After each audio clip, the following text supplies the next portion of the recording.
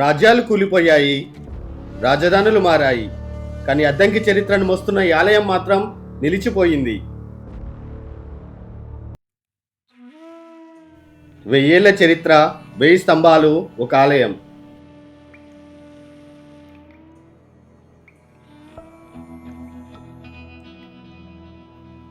ఇది ఒక దేవాలయం కాదు, చాళుక్యులు, కాకతీయులు, రెడ్డి రాజుల కాలాలను చూసిన జీవిత చరిత్ర.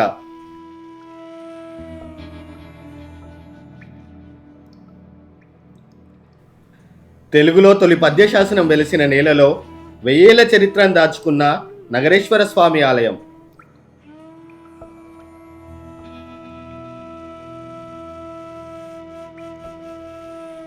చాళుక్య కాలంలో నిర్మితమై కాకతీయుల పాలనలో అభివృద్ధి చెంది రెడ్డి రాజ్యానికి సాక్ష్యంగా నిలిచింది అద్దంకి నగరేశ్వర స్వామి ఆలయం.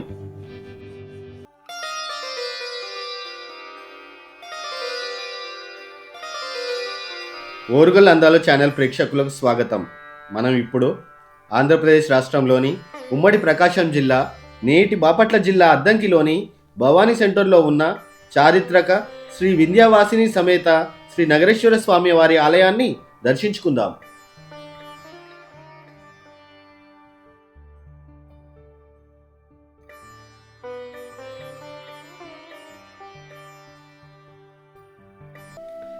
అద్దంకి అనగానే కాకతీయ సామ్రాజ్య పతనాంతరం పరాయి పాలనకు ఎదురొడ్డి స్వతంత్ర రాజ్యాన్ని నెలకొల్పిన రెడ్డి రాజుల చరిత్ర మన కళ్ళ ముందు సజీవంగా నిలుస్తుంది. ప్రజలను పరపీడన నుంచి కాపాడుతూ అద్దంకిని రాజధానిగా మార్చి రెడ్డి రాజ్యానికి బలమైన పునాది వేసిన ఆ ఘట్టమే గుర్తుకు వస్తుంది. పురావస్తులోను ఇటు తెలుగు సాహిత్యంలోనూ బాపట్ల జిల్లా అద్దంకి ప్రాంతం ఎంతో పేరెన్నికగన్నది.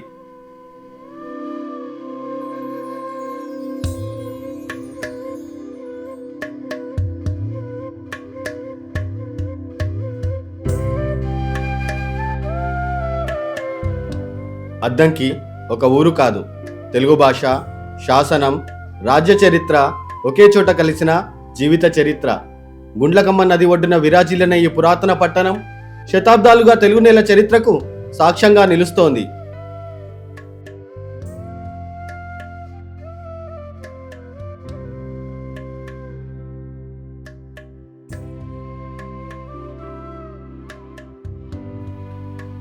పురావస్తు ఆధారాలు చెబుతున్నదేమిటంటే అద్దంకి పరిసర ప్రాంతాల్లో క్రీస్తుపూర్వం 10వ శతాబ్దం నుండే మానవ నివాసం ఉంది.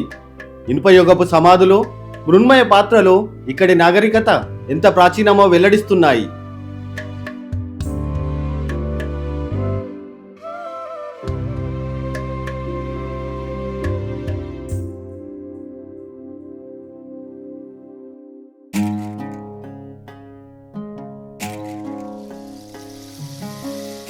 అద్దంకి పేరు వినగానే ముందుగా గుర్తుకొచ్చేది పాండురంగడు వేయించిన అద్దంకి శాసనం.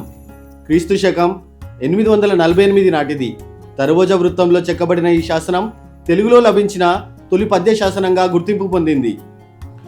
వేస్తంభాల ఆలయ సమీపంలో లభించిన ఈ శాసనం గ్రంథాల కన్నా ముందే తెలుగు సాహిత్యం వికసించిందని నిరూపిస్తుంది. అందుకే అద్దంకిని తెలుగు పద్య శాసనానికి పుట్టినిల్లు అంటారు.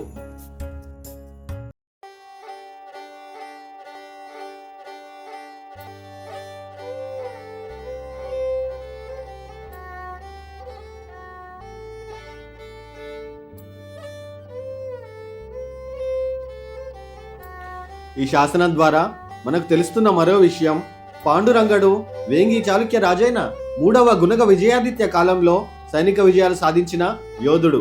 ఆ విజయాలకు గాను అద్దంకి ప్రాంతంలో భూమి దానాలు పొందినట్టు శాసనం పేర్కొంటుంది.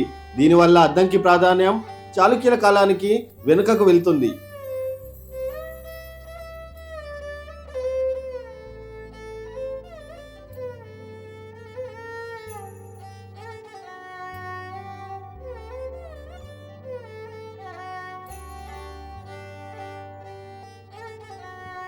కాలక్రమంలో 12వ శతాబ్దంలో కాకతీయ సామ్రాజ్యానికి సామంతుడైన యాదవరాజు సారంగధరుడు అద్దంకిని పాలించాడు. అతని తరువాత కాకతీయుల సైనికాధికారులు నాయకులైన రెడ్డి పాలకుల చేతికి అద్దంకి వెళ్ళింది. వీరిలో ముఖ్యుడైన ప్రోలే వేమారెడ్డి అద్దంకిని ఒక ముఖ్యమైన రాజకీయ సాంస్కృతిక కేంద్రంగా తీర్చిదిద్దాడు.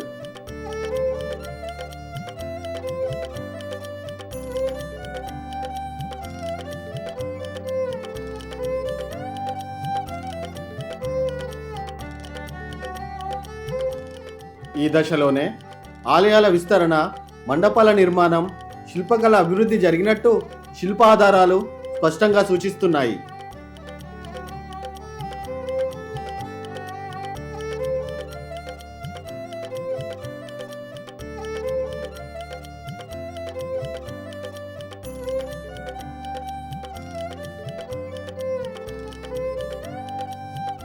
అద్దంకి నగరానికి నగరేశ్వరుడైన శ్రీ నగరేశ్వర స్వామి ఆలయం నాటి కాలం నుండి నేటి వరకు అద్దంకి చరిత్రకు నిలువెత్తు సాక్ష్యంగా నిలుస్తోంది. అద్దంకిలోని అత్యంత ప్రాచీన దేవాలయాల్లో శ్రీ వింధ్యావాసిని సమేత నగరేశ్వర స్వామి ఆలయం ప్రత్యేక స్థానాన్ని సంపాదించింది. ప్రజల నోటిలో వేస్తంభల గుడిగా ప్రాచుర్యం పొందిన ఈ ఆలయాన్ని చారిత్రకంగా చూస్తే చాళుక్యుల కాలంలో తొలి నిర్మాణ దశ, కాకతీయుల కాలంలో విస్తరణ మరియు శిల్ప వైభవం, రెడ్డి రాజుల కాలంలో పరిరక్షణ మరియు పూజ కొనసాగింపు. అందుకే ఈ ఆలయంలో నేడు కనిపించే స్తంభాలు, మండపాలు, శిల్పకళ కాకతీయుల నిర్మాణ శైలిని స్పష్టంగా ప్రతిబింబిస్తాయి.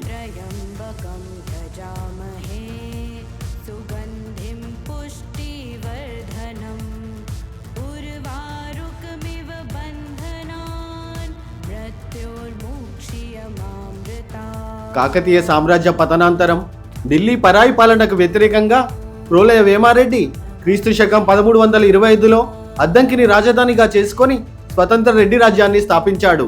అద్దంకి రెడ్డి రాజుల తొలి రాజధాని. రాజకీయంగా మాత్రమే కాదు, సాహిత్య కళా కేంద్రంగా కూడా ఎదిగింది.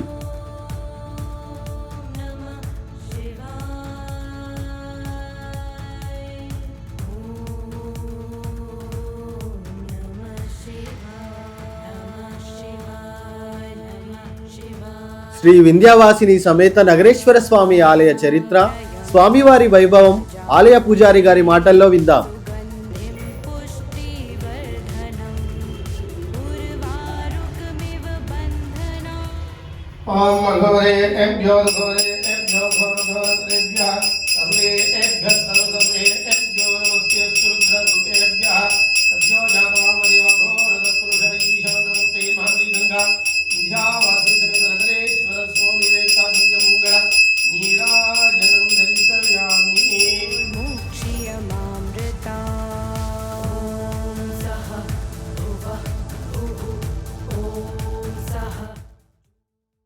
ఓం శ్రీ గురుభ్యో నమః. శివాయ గురవే నమః. ఓం శ్రీమాత్రే నమః. అద్దంకి పట్టణంలో వేయించేసినటువంటి శ్రీ గంగా వింధ్యావస్థిత నగరేశ్వర స్వామి వారి దేవస్థానం, అనగా దీన్ని 1000 స్తంభాల గుడి అంటారనమాట. మనకి మన సంయుక్త ఆంధ్రలో వరంగల్లో ఒకటి, తర్వాత మనకి అద్దంకి పట్టణంలో ఒకటి 1000 స్తంభాల గుడి ఉండే. చుట్టుపక్కల మొత్తం కూడా అది 1000 స్తంభాల మండపాలతోటి ఒకప్పుడున్నది. 12వ శతాబ్దంలో రెడ్డిరాజుల పాలన కాలంలో నిర్మించినటువంటి ఆలయం. క్రమేపీ కూడా మొత్తం అంతా కూడా అంతరించిపోయి ఈ యొక్క ఆలయం ఒకటే మాత్రమే మిగిలింది. ఇది అద్దంకి నగరాధీశ్వరుడు. స్వామివారి పేరు నగరేశ్వర స్వామి, అమ్మవారు వింధ్యావాసిని దేవి. ఇక్కడ ప్రతిరోజు కూడా నిత్యం ప్రాతకాలం 6 గంటలకి స్వామివారికి ఏకరుద్రంతో అభిషేకము, అమ్మవారికి పూజా కార్యక్రమాలు ప్రారంభమవుతాయి. అలాగే ప్రతినిత్యం కూడా స్వామివారికి అభిషేకాలు, పూజలు, శాంతులు అన్నీ కూడా జరుగుతాయి. విశేషంగా కార్తీక మాసం నెల రోజులు కూడా ఉదయాన్నే తెల్లవారుజామున 5 గంటలకే అభిషేకాలు ప్రారంభమవుతాయి. తదుపరి పూజా కార్యక్రమాలు అలా ఉంటాయి. తర్వాత శివరాత్రి రోజున కార్యక్రమాలు ఉంటాయి. అలాగే మాఘ పౌర్ణానికి విశేషంగా 3 రోజుల కార్యక్రమంతో కళ్యాణోత్సవం చేస్తారు. మొదటి రోజు శంకరార్పణ, రెండో రోజు చండీ హోమాలు. సామూహికంగా దాదాపు 50 మందిని అలా కూర్చోబెట్టి చండీ హోమాలు అత్యంత వైభవంగా జరుగుతాయి. మరుసటి రోజు కళ్యాణం అన్నదాన కార్యక్రమం జరుగుతుంది. అలాగే శ్రావణ మాసంలో వరలక్ష్మి వ్రతాలు, సామూహిక కుంకుమ పూజలు, ఇలా ఉత్సవాలు. దసరాలో ఆ 10 రోజులు కూడా అత్యంత వైభవంగా అమ్మవారికి వివిధ రూపాలతో అలంకరణ కార్యక్రమం వైభవంగా జరుగుతుంది. ప్రతినిత్యము కూడా సాయంకాలం 7 గంటలకి అమ్మవారి అలంకార దర్శన, శరభలతోటి, మేళతాళాలతోటి అత్యంత వైభవంగా ఈ యొక్క కార్యక్రమాలు జరుగుతాయి. ఇది చాలా పురాతనమైనటువంటి దగ్గర 800 సంవత్సరాల నాటి ఆలయం. అయితే ప్రతిష్ట జరిగినటువంటి శివాలయం ఇది. ఇప్పటికీ కూడా చుట్టుపక్కల అన్ని పోయినా కానీ ఆలయం మాత్రం చెక్కు చెదరకుండా ఏ మాత్రం కూడా కొంచెం కూడా ఎక్కడ ఎన్ని విపత్తులని, ప్రకృతి వైపరీత్యాన్ని కూడా తట్టుకొని ఆలయం నిలబడింది. చాలా విశేషం. అయితే రోడ్లు ఎత్తుగా ఉంటాన ఆలయం చాలా గుంటలోకి అయిపోయింది. స్వామివారి చాలా లోపలగా ఉంటారు. ఇది విశేషమైనటువంటిది. అమ్మవారు స్వామివారు చాలా మహిమాన్వితమైనటువంటి ఆలయం ఇది. చాలా మంది భక్తులు ప్రతిరోజు కూడా వచ్చి స్వామివారిని దర్శించుకొని స్వామివారి తీర్థ ప్రసాదాలు స్వీకరిస్తారు. ఓం నమః శివాయ. మహాభారతాన్ని తెనిగించిన కవిత్రయంలో ఆఖరివాడు అయిన ఎర్రాప్రగడ ఎర్రన ప్రోలయ వేమారెడ్డి ఆస్థానంలో ఇక్కడే అద్దంకిలో ఆంధ్ర మహాభారతాన్ని పూర్తి చేశాడు. అందుకే అద్దంకిని ఆంధ్ర మహాభారతాన్ని కాపాడిన నేలగా తెలుగు చరిత్ర గుర్తిస్తుంది.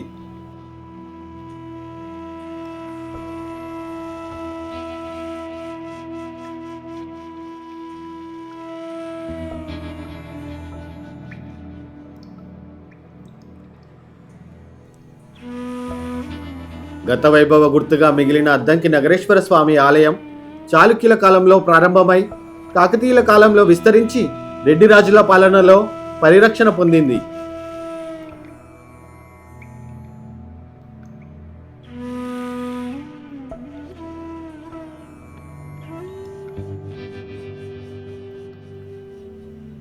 అద్దంకి నగరానికి నగరేశ్వరుడుగా కొలువై ఉన్న శ్రీ వింధ్యావాసిని సమేత శ్రీ నగరేశ్వర స్వామి ఆలయం శతాబ్దాలుగా మారని అద్దంకి చరిత్రకు నిలువెత్తు సాక్ష్యంగా నిలిచింది.